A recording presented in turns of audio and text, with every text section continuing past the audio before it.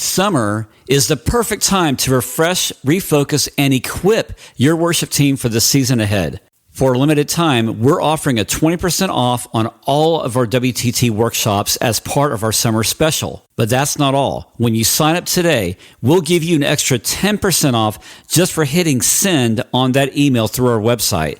That's up to 30% in savings to invest in your team's growth, unity, and effectiveness in worship. Don't miss this opportunity to prepare your worship team. Secure your spot now so we can help inspire, create, and transform the leading of worship for your worship team. There's nothing mediocre about mistakes. Mistakes are made by the greatest musicians in the world. The greatest musicians who ever lived make mistakes. Mistakes are part of our human identity. Like they are just part of who we are as humans. It's just not an argument. You know, the Bible does talk about if there's no distinction in the notes, who will know, you know, like who will recognize what they're hearing, or I'm so bad at remembering that verse. I love that verse and but you know what I'm talking about. So that to me, again, it's that issue of quality and perfection.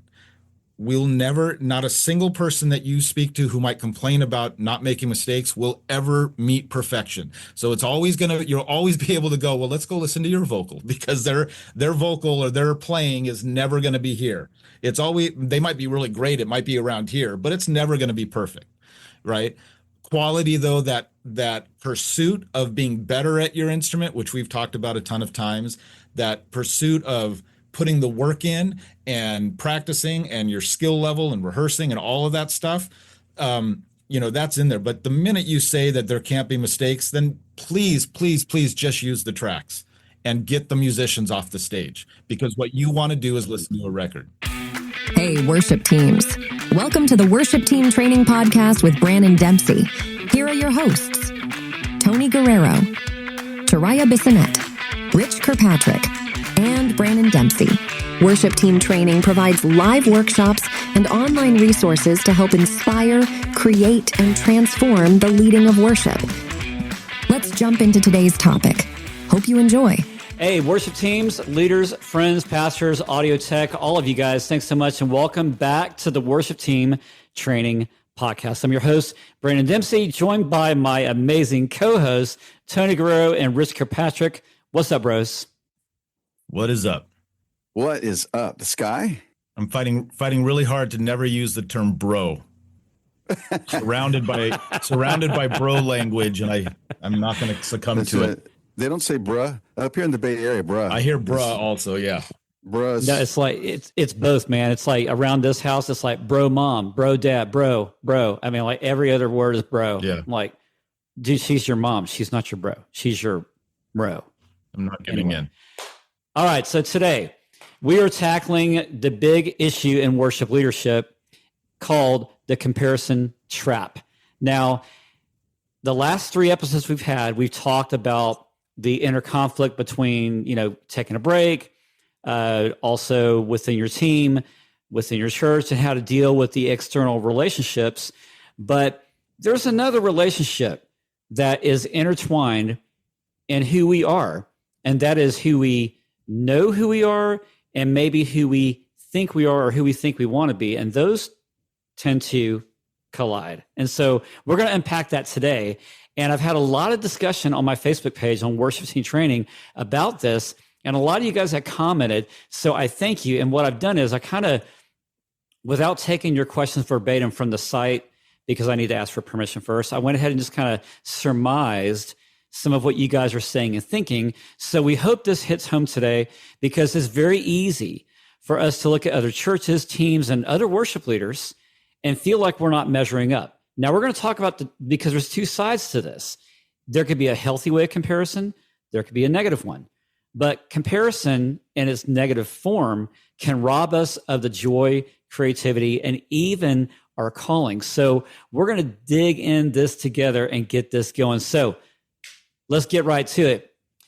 Why do we fall in this comparison trap? So worship leaders and teams struggle with this a lot. So Tony, how much of this, if we we talked about bro and everything at the beginning, and we see this happening on social media. But is there an influence, do you feel, of what's happening on social media and modern church culture when it comes to the worship leader or team member? And there's comparisons going on? Bro, 100%. Oh my gosh, he did it. Oh, he lost. Ladies and gentlemen. I found myself comparing myself to all the young hip guys. Yeah, I mean, you didn't fight very hard. You said you were willful, just willful of not going there, and you said, "Bro." So here's the thing. I mean, of course, we're being influenced by that. Even people without social media, kind of can't avoid what it's done to our culture. Like so many things, there are good and bad aspects of social media and its influence, but. Like I come across this a lot in terms of, you can't scroll through Instagram without seeing worship performance after worship performance after worship performance. And so many of them coming from big churches with big budgets. And people tend to forget so much of what you're seeing is produced, rehearsed, like I said, budgeted. Like there's so many things, and then we find ourselves on Sunday morning going, well, why can't we be like that on Sunday morning? Well, it's a whole it's like comparing your iPhone movie to James Cameron's Titanic or The Godfather. It's just two very different beasts, and it's hard not to it's one thing to aspire towards, and we've talked a lot about quality, and aspiring towards quality is a good thing. And I believe we're commanded to do that. But the comparison thing is so dangerous. And I looked up a couple verses. I mean, the Bible is rich with, discussing this. But in James 3, it says, "But if you harbor bitter envy and selfish ambition in your hearts, do not boast about it or deny the truth. Such wisdom does not come down from heaven, but is earthly, unspiritual, demonic." I mean, that's strong words right there. Wow. "For where you have envy and selfish ambition, there you find disorder and every evil practice." But that's good. Galatians 5 says, "Let us not become conceited, provoking, and envying each other." To me, one of the ways to deal with that, I will say, I am not immune to envy, and I'm a trumpet player, and I see 9-year-old trumpet players doing stuff I haven't been able to do in 50 years of trying. And it's hard not to envy that and go like, oh, I wish I could do that. I wish I had that skill. I wish whatever that is, And there's like you said, and I think maybe envy is not the right word, and in its own, it's not this dangerous thing to like aspire to something or know that something's possible. Realize you're not there yet. Realize there's something to work towards because you want to achieve that. That's I can envy people's spiritual journey or spiritual walk. Like, oh, I wish I was like that guy in terms of his prayer life or in terms of whatever it is, And so I try not to get too caught up in what that's about. But when I find envy, approaching this sinful nature that the Bible talks about, it's really easy to get there. There's such a fine line. And for me, one of the biggest things that I've applied both in my spiritual life, my music ministry, and in my music outside of the church is I think it's really important to know yourself and to be, it's one of the things that's not taught very well in life, which is knowing your own abilities, being willing to accept your what you can do really well. That doesn't have to be a conceited, boastful thing, but to recognize what you do really well. I want a brain surgeon to be very confident of his skills, when he goes in there. So as a musician, be really confident of the things you're good at, that you're good at, but be willing to acknowledge, list, and admit to all of the things that you are not good at. And I would say that probably in my career, there are people who would recognize that I don't often put myself in situations where I'm not the right guy for it. And that's a danger in music in general, ministry and in secular music. is people putting themselves in situations that they're really not the right guy for. And I think it's really important to know yourself, and it's a great way to start to combat that envy turning into the sinful form of it. I don't want to say that the wrong way, but Galatians 6 says, "Let every man prove his own work, and then he shall have rejoicing in himself alone and not in another." And that's just so important. I'm so confident of certain things that I do well, and I lean into those, and it helps me from being jealous of somebody else who can do other things, because I know there are people who would have that same envy or jealousy towards the things that I can do well, Okay. Anyways, I can stop there, but You're listening to the Worship Team Training Podcast. Be sure to follow us on our socials: Facebook, Threads, YouTube, Blue Sky, Instagram, Substack, and X.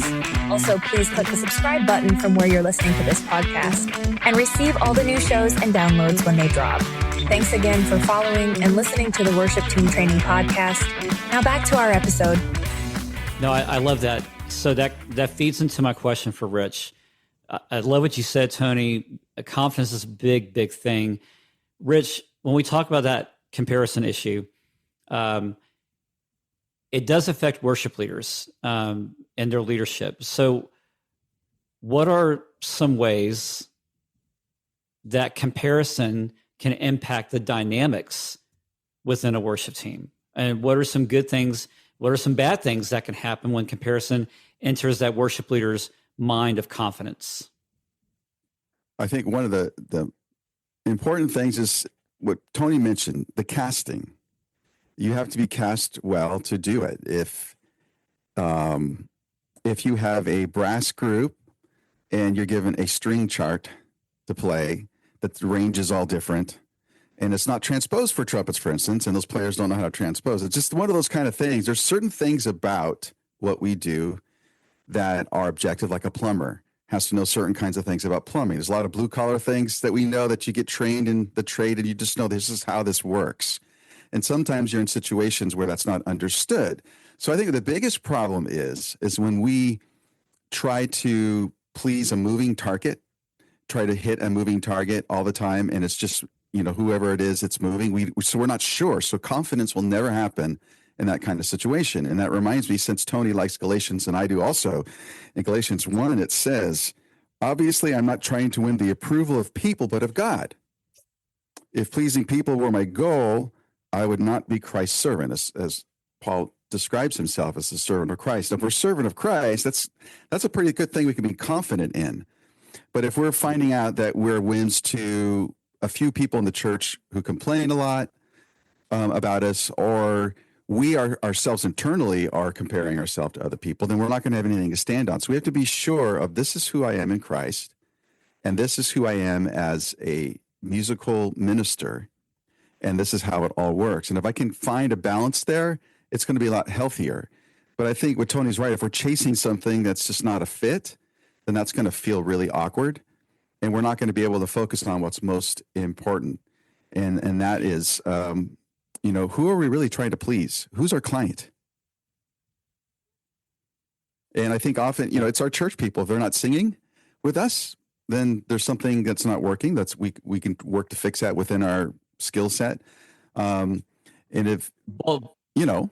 if it's only the whims of what's going on around us, both externally and internally, it's not going to feel real good. I love where you're going with this. So do you feel like I don't want to paint a broad stroke, but that is a challenge, isn't it? Are we chasing the approval of the congregation, or are we chasing God who calls us? Well, ultimately, we serve God, but that means we serve people. That means that we have to care for them and do what we can do best. But it doesn't always work that way. It doesn't always. I remember walking into one church I worked for Monday morning. All the complaints that were coming in from the weekend were printed first on the sheet. The first item of agenda, Monday morning, you come rolling in, and everyone's like, the guns are loaded, 15 people around the table, and it's just all these little things. The sound was this, the song I didn't like this, and and we had trumpet players, and I thought it was awesome, but why they're too loud. on that side and say, well, sit over here then, right? So all these things, though, came up, and it became such a, I didn't know what to expect. You didn't know, how much ammo was going to be spent on each Monday morning. And that could get really disheartening because you're being compared to other people. It's like it used to be, you go to a conference and you compared yourself to a conference. And so you had like a couple times a year that your pastor might be with you or church people would be with you. Say, why can't you do it like this? No. The problem today, though, is we have social media that every day there's a stream and a feed of things, of these conferences or these huge stadium churches that have incredibly gifted musicians and tech design. And, we're left with what we have. And that comparison that becomes almost like that Monday morning instead of weekly becomes like, throughout the day. Internally, we're judging, but also externally, we're getting fed, why can't we do that? Or, and then everyone has big video walls now because of it. I want to break down where I think Yes. some of this affects the church, and back to what you were just saying, Rich, and what I alluded to earlier, like, my experience in the secular music world, allows me to let some of you know who are in music ministry, who have no background outside of music ministry, that so much of what you're seeing on social media that's presented like that, and that is what you're aspiring to, is, I almost used the word fake. I don't mean this in terms of the heart. I mean this in terms of the production. So much of it is not, it's not fair to compare yourself to something at that level. It's, when, I don't know, pick an artist, Lady Gaga goes on the road. You know how many months of rehearsal go into those 15 songs? Just those 15 songs. I know people who play in bands like that, who tour with major artists. We rehearsed for 3 months, just those same 15 songs every day, 8 hours a day. We were paid, put up in a hotel for 3 months. We rehearsed those same songs. There's a crew of 80 people making sure this computer and this loop triggers and all of this stuff. And then once we do the live performance, if it's going to be presented, we go back in, we remix, we re-record, we add crowd sounds. And I'm sorry to say that so much of what we see is done with that in mind, because the production, because that is available to us, we take those production techniques and that's what we present to the world. I think a lot of what you see is not what those people's church experience is. Paul Baloche was a great example to me, because he would go out, do these big concerts, and yeah, people were definitely like envious of, oh, Paul Baloche, that's who I want to aspire to. When you talk to him about his Sunday morning church, he was at a little church in Texas with a horrible band with these aren't his words, my words, limited volunteer, limited skill level. That was his Sunday morning. But we looked at Paul Baloche as the concert Paul Baloche, right? And he was very open about that's not reality. And that's not what our church should be comparing themselves to.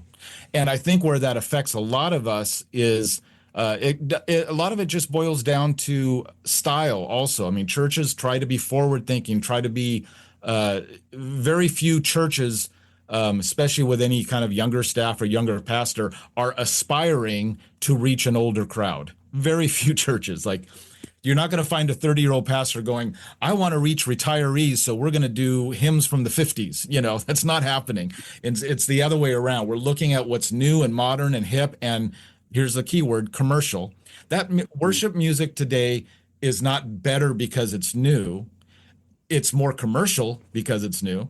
And so you're going to sell a lot more of the latest Elevation song than you are, let's say, a Hillsong or Maranatha song from the 80s.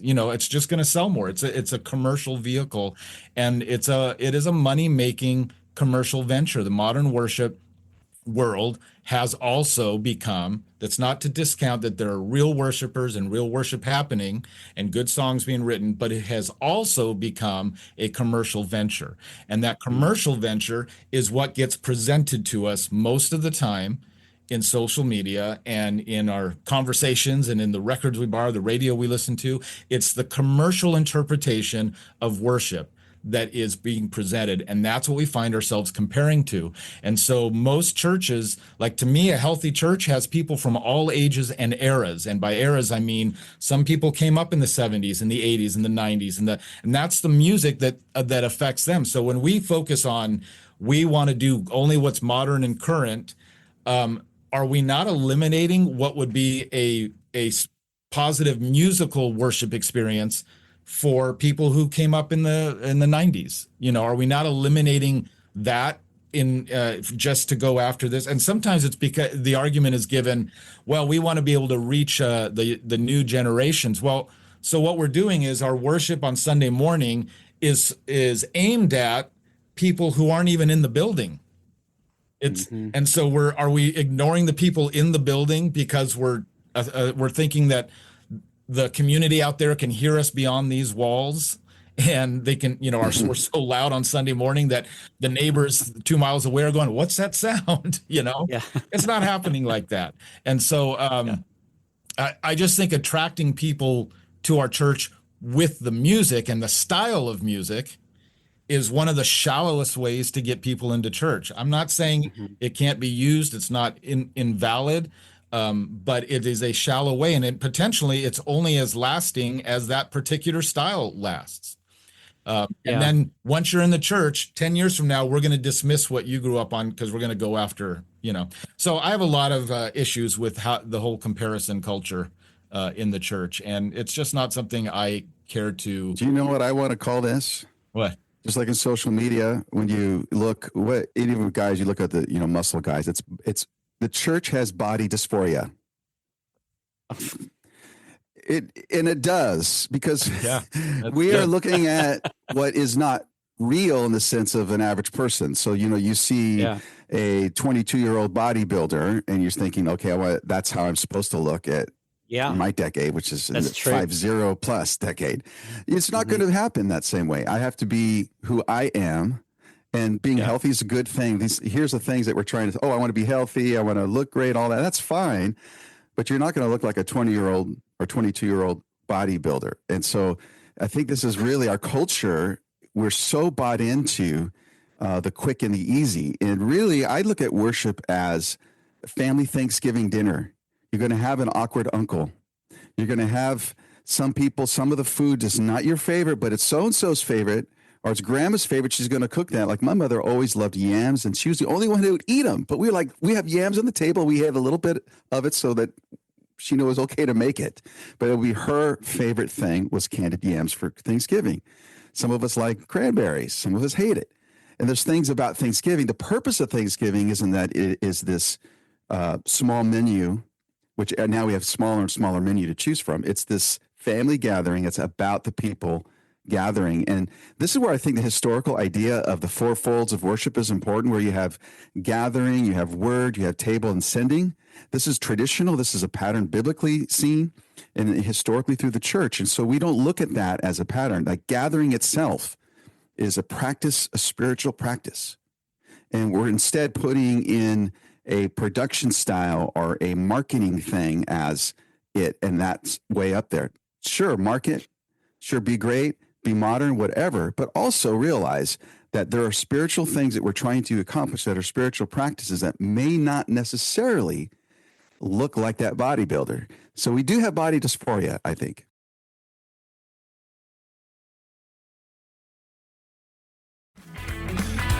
Hey there, worship leaders. Feeling stuck in a musical rut? Is your team struggling with unity or commitment? Let's talk about leveling up your worship team. Imagine a tailor-made workshop that comes right to your church, designed to revitalize your team's skills and spiritual formation. It's budget-friendly and could be the game changer you've been looking for. Go to www.worshipteamtraining.com/workshops. Get 20% off when you inquire today. Did you know we've got a treasure trove of worship team training videos on YouTube? That's right, free resources at your fingertips. Get key insights on transforming your worship leadership today.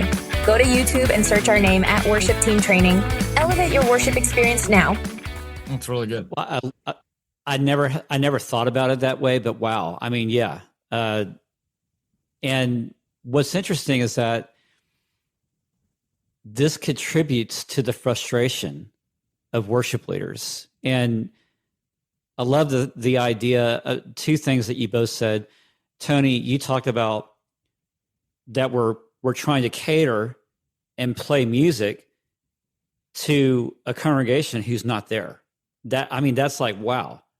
And Rich, you brought up the fact of serving, let's put it that way, as a table, a family gathering. I like the words of Paul Balash. I remember him saying this once, and you guys probably heard it too, that leading worship, we are servants, waiters, if you will, to the table.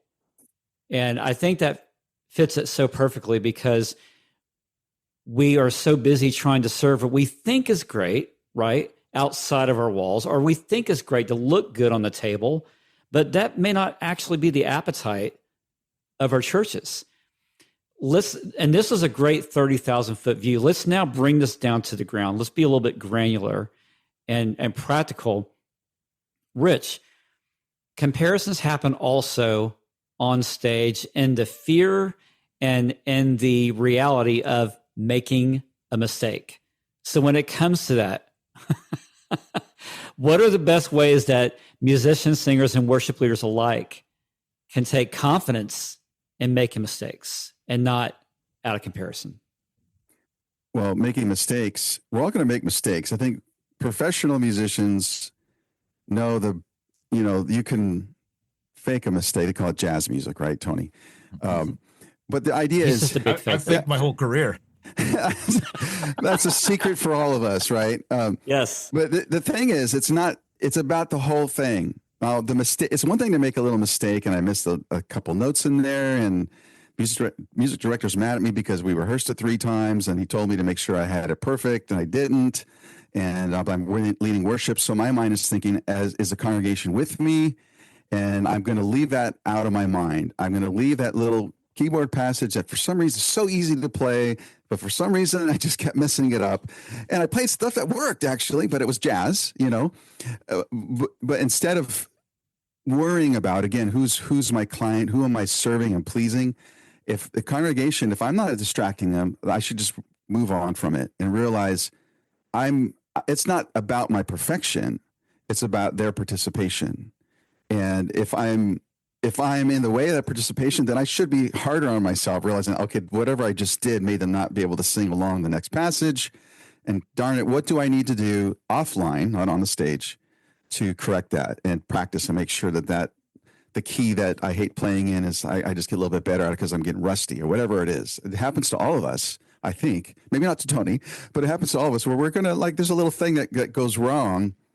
Something will always go wrong. I see it in shows all the time, but then pros, they don't let that stop you as the audience member from receiving what's the most important thing, which is that show. And so in worship, I think it's the same thing. You're just, that's what makes it exciting too, I think, is people know something can go wrong. I totally want to jump in on this. Go ahead. First, when's the last time, Tony, that you practiced in G flat minor? Last weekend. Yeah. We called it F sharp minor. F sharp minor. That's why I said G flat. I'm going to tell you that 2 things. Like, 1, I love mistakes, and I'll explain that. And but 2, tell us. 2, there is a difference between quality and perfection. Perfection, there is only one level of perfection. It's perfect or not perfect. There's only one level. Quality is organic. It's growing. It's changing. It's a living thing, because there's not a musician on earth who has ever perfected their instrument. So your quality as a musician can always be improving. And so as we aim for perfection, knowing we'll never get there, our quality improves, right? And so it is not uncommon at all, especially like you look at people who musicians who play Broadway shows or even actors on stage. There's a tension when that show is opening and when it's starting and when they're starting to rehearse and then when the show opens and then those first few weeks. But you go into the 1,000th performance of the same show and the same music every night, I guarantee you every musician in there will tell you, yeah, there are times I totally blank out and it's just I'm doing this by rote. and actors on stage too. Like, oh, I don't even remember that last scene. I must have been in it, but I don't remember being there. Our minds just drift elsewhere. So for me, over rehearsing something, which I've been in churches like that, where it's like we would rehearse this 4-chord song 8 times in the morning, and No.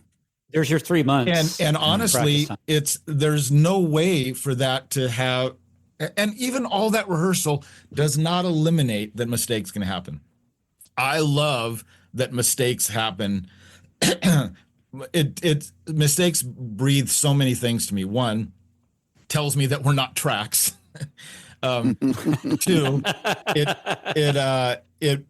it's just an exploration of our humanity on stage. Like it's all these humans trying to put this thing together, and music being this kind of ethereal thing. It's not always, I'm not going to describe it right, but that potential for mistakes is there when humans are involved. So that just reminds me that we're human, and it reminds me that we are imperfect, and that God is using us imperfect people in this place to serve him. And I think that's important. It also tells me when I make a mistake, which I can tell you every single week. I did it just last week. I dove right into the wrong chord, and when I do that, I know it's because I was trying something. I was in the moment. I was going to express myself, and very often I have the skill to express myself and have it come out right.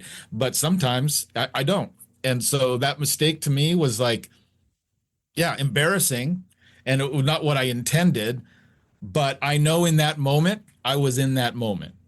I know that I was feeling something, I was inspired, I was going for something, and if I was just being told, no, put this finger here and this finger here at this time, and this finger and this finger, and everything has to be perfect like that, I'm so not interested in worshiping that way or playing jazz that way or whatever it is. I'm just not interested. But what do you say, though, to the musician or worship leader who says it has to be perfect, and somehow that mistake makes a reflection they see it as a reflection on their own personality default? Oh, then let's go back to the tapes and let's examine your vocal. And let's just see how perfectly in tune you were. I mean, how perfectly in tune were you? Without auto-tune. Yeah. What was your transition from this chord to that chord? Were there a lot of string noise going? Like, how perfect were you? It's not even an argument to me. I mean, I think I would probably enjoy that conversation too much. I would enjoy being the fly on the wall for sure. Yeah. Yeah. Well, I had a very interesting conversation with a person that was so hell-bent on not making a mistake that they saw it as a detriment to them leading worship, but also tried to call me out saying, yeah, but you're just saying that mediocrity is okay. What's your response to that? There's nothing mediocre about mistakes. Mistakes are made by the greatest musicians in the world. The greatest musicians who ever lived make mistakes. Mistakes are part of our human identity. Like, they are just part of who we are as humans. It's just not an argument. The Bible does talk about if there's no distinction in the notes, who will know, like who will recognize what they're hearing. Or I'm so bad at remembering that verse. I love that verse, and I keep. No, you got it. But you know what I'm talking about. So that, to me, again, it's that issue of quality and perfection. Not a single person that you speak to who might complain about not making mistakes will ever meet perfection. So you'll always be able to go, well, let's go listen to your vocal, because their vocal or their playing is never going to be here. They might be really great. It might be around here, but it's never going to be perfect. Right.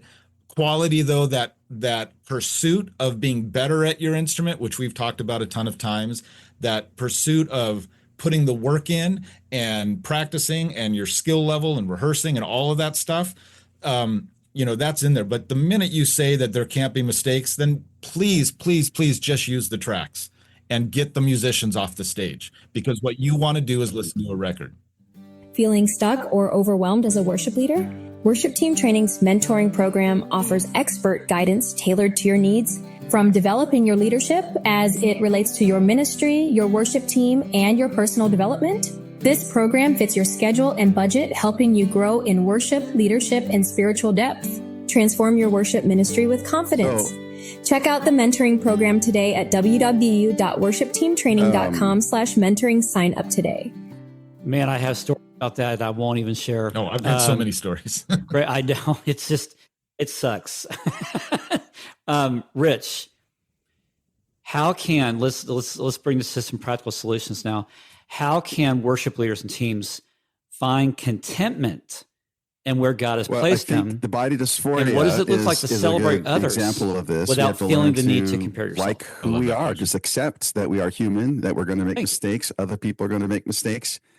I also think it is a difference between is our goal to be a cover band. So we're trying to be exactly like this other thing, a cover band for Bethel and Elevation or whatever it is, or are we trying to authentically be the best of ourselves that we have to offer? And, so musical range, am I willing to, practical thing would be, can I lower the song? For me and this very small service of people, it's at 8:30 in the morning. So I'm not going to do this key that Phil Wickham does. One, I can't hit those very well. You don't want me to. But am I comparing apples to apples? In other words, if I am at the age and the skill level of Phil Wickham and I'm doing a song similar to his, that's one thing. But what if it's Rich here and I'm singing in a congregation of 50 people and the key of the song is not going to work? So I think that again goes back to what is it that I'm comparing to? So I need to be comfortable in my own skin is what I'm saying. I need to accept the fact, and I can appreciate then other people when I see, oh, look at what they're doing. They did the song in a female key, and even though it's not the best for me in a congregation, it's a little lower than I'm used to. Wow, that's who they are. And I can accept that as being different, and like at Thanksgiving when someone else makes the beans differently. Do we criticize that, or do we learn to accept that and have a meal together? So I think the comparison can be, in other words, what I'm saying, it can be amplified in a negative way if we look at the cover band thing as our role, as opposed to us being, some of us aren't cast to be in that worship team that we see on social media. Some of us are cast to be whoever we are, the experiences we bring to the table, the age that we are. That's why ageism is a problem, because we don't want to see people who I guess have been around a long time, because maybe we're just not impressed with ourselves enough. I don't know, because we know not to be. But I think there's a benefit in the diversity, if you will, of worship and your congregation and ages and cultures, and being able to think this is the body of Christ. And so as a person who has a role in the church to help people pray together in unison, all of that's what that's for. How much more, as opposed to how much more is God trying to would God be blessed by hearing all these different of the voices, versions trying to be of the same song, person who than sets the everybody sounding cultural like the same. vision of the church by what I look like. Instead, my role is to help it's organize what I love a about Thanksgiving jazz meal, the most. whether it's a picnic or whether it's one that's going to be sit down on a long that table, is the depending on goal, who the is church to put is. your own stamp That's on my something. role. And so if I'm comparing myself or other people that I see, I have to ask, am I appreciating who God made them to be? Can I learn from them, and not just how they do it, but why they do it? Because I had a pastor one time who said, let's go see these 3 churches and copy them. As a young worship leader, I said, well, I had lunch with 2 of them, and I want to get to know the 3rd guy, because now I actually know how and why this guy and this gal puts together worship this way, because this is their theology and this is where the church came from. And I learned so much. He's and that's not what I'm talking about. If it makes you feel any better, Rich, wanted to your look 20-year-old and be face as wasn't that popular great as those either, other places were, but wasn't willing to deconstruct who are these people. And I think that's the issue is when I learn a song to cover, I want to know who wrote it. I want to feel, I want to get at some connection to it. So, because obviously my voice is going to sound different, but I want to be able to connect authentically to that. I don't want to just try to mimic. And that's what I'm talking about, the cover band. Am I mimicking and looking for others to mimic some other standard out there that we call perfection? I'll limit or whatever, my answer or to am I individual. willing to as opposed to appreciate the the church tapestry that God's made thing. people to be, which is why the arts are so wonderful, because you One, can have one song know covered yourself. 1,000 different go to ways. Galatians It's 6:4. what they call it, the Just songbook, right? Prove your own and work. what that is know just what you these do songs really that well. Know can what hear you don't do well. Everyone can know And the I love tune what of the Rich song, was but they're saying. going to be Like, done so appreciate differently. the beauty of what God in has every put in little somebody setting else. or bar or club And you go to. like learn to I do love that. the I know church one to be musician more who like is that. so And frustrated in life and cannot find joy in another musician's success. And he's admitted that to me. He's not a church guy. He's admitted that to me. I struggle really hard when my Tony, friends, man. when people Good. I know are doing better than me. What a horrible way to live, you know? And Yes. in the church, that's Yes. not, I know for a fact that's not where It's God like wants typical it. So jazz music, I'm isn't biased it? to You that. never I do mean, the same tune but for me, it the starts same with way. knowing your own ability, be confident of And what that's you're what we're good trying. at. We You're try not to good at erase anything. that. You know, That's you what I have love to about approach Holland the Davis. quality thing. Start strip getting mall, good at big something, box because that's what we're supposed to do in culture music of or in commercial the arts is that we've practice kind your of craft. transposed on And then get churches and confident in taking what that away is. Confidence the is beauty different and than the aesthetics pride. of it. So again, dysphoria. I mean, we can't appreciate the little cracks I got on my own face. So this is just my face. You know, it's not going to be my 20-year-old face. And why are we not appreciating and enjoying that diversity? Because it's a beautiful thing. Being jealous of somebody else's gifts is Not going to be Tony's. is It's telling not going to be God you Tony's messed poker up. face either, Lady Gaga. Well, that's why I wore a beard, I guess, back then. So. All right. So let's all right, let's wrap this up. Tony, how can worship leaders well, let me rephrase it this way, just very simply. What's one piece of advice you give to a leader or team struggling with comparison today?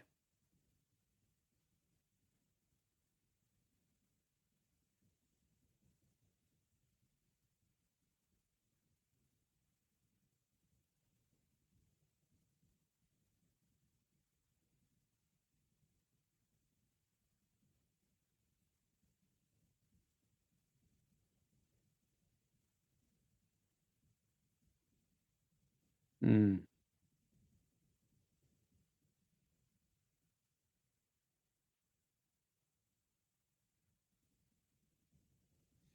wow. Yeah.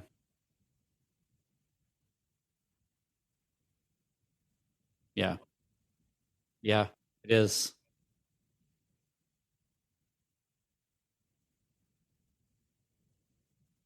Mhm.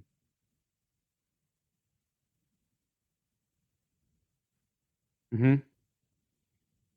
I, And I know you're not a sports guy because you just said I'm not a sports ball guy. yeah. I mean, it's being honest, isn't it? It's like, uh, there is somebody who's better than me playing this instrument, and I shouldn't have a problem, right? Allowing them that privilege, because it is. It's a privilege to play music.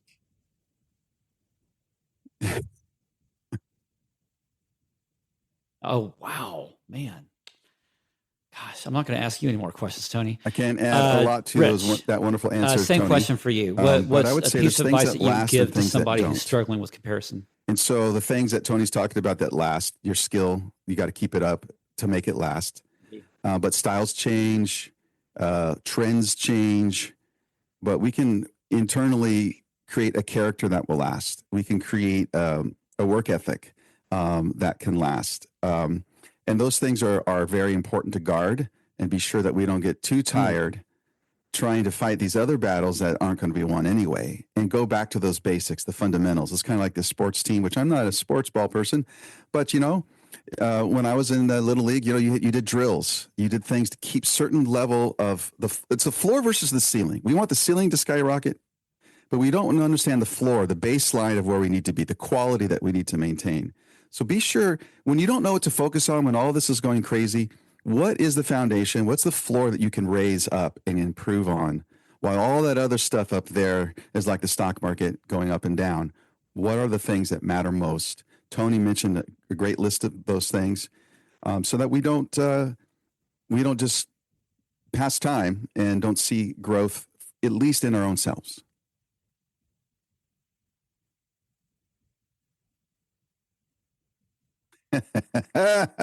Sports ball. I did play Little League. Yeah, you so that reminded was. me. I got fired at being the catcher. I got fired. That's true. At least he's being honest, right? Okay,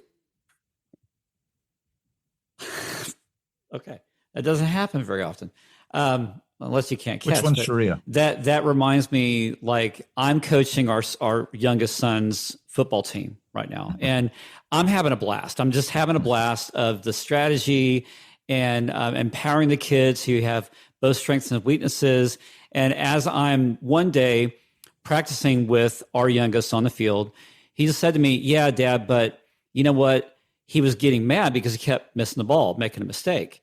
And I just said to him, "Well, son, there's two things involved. Number one, it's like what they teach you in jazz music, right, Tony? That it's not about making a mistake. It's also how you recover or how artistically you make that mistake." And of course, he's like, didn't matter. But I said to him, "But this is why they say practice maybe not make perfect in Tony's illustration, but quality. Practice does make quality." And I said to him, the fact that you're here practicing and we do the same maneuver and position over and over and over again, that in itself is what practice is about. It is rehearsing through those mistakes, because it's always going to come around again. All right, John. What are you going to do different next time to learn from it, right? And then make it better. And if that's all that you can do, at least that you're doing the work. I think that's the main point. You're just doing the work. We're doing the work of the church. We're doing the work that God's called us to do. And it is not to be perfect. It is to be of quality. It is to be of relevancy to the church. Are we making the music and saying the words that people can really relate to and they can sink into? You said, Rich, earlier, to be comfortable in your own skin. Do we make our services in such a way where people feel good about being in that skin of that church? This has been a great conversation, and I so miss Sharia, as I know she'd have tons to say about it, but she'll hopefully be back with us next week. I don't know. I think that was the one worship team member that you dismissed about 3 weeks ago. Something involving with your attorney. Restraining order. Yes. Okay. Anyway, I digress. Guys, listen, if you are struggling in comparison in your worship ministry, remember this, that God has called you, not somebody else, but he's called you for a reason. And your church, your team, your unique expression and leadership of worship truly does matter. Guys, thanks again for joining us here today. Tony, Rich, thank you always being here, sharing your thoughts and insights. And guys, we encourage you to keep on listening, leading with confidence, and stay faithful to that calling. And let's worship and lead without comparing. So remember, it's not about being perfect, but allowing the Lord Jesus to lead you both in life and in worship. See you back here next time soon. Bye. Oh, and I didn't say, hit the subscribe button so that way you get all the episodes that drop. All right, now see ya. Get out of here. See ya. Bye. Thank you for joining us today. Will you help us spread the word by giving us a high rating and dropping a comment to share the love?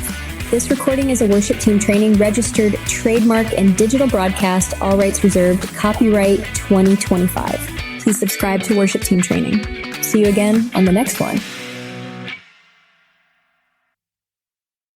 Hey guys, thanks again for listening to this podcast and downloading this episode. I want to invite you to get our free worship team training devotional. These are the writings I put out on Bible.com, YouVersion, and we've had thousands upon thousands of both English and Spanish that listen, they download them. So we invite you to do the same. Just head on over to worshipteamtraining.com/enews or find the newsletter link on the top right corner of the website, worshipteamtraining.com. Thanks so much, and see you on the next episode.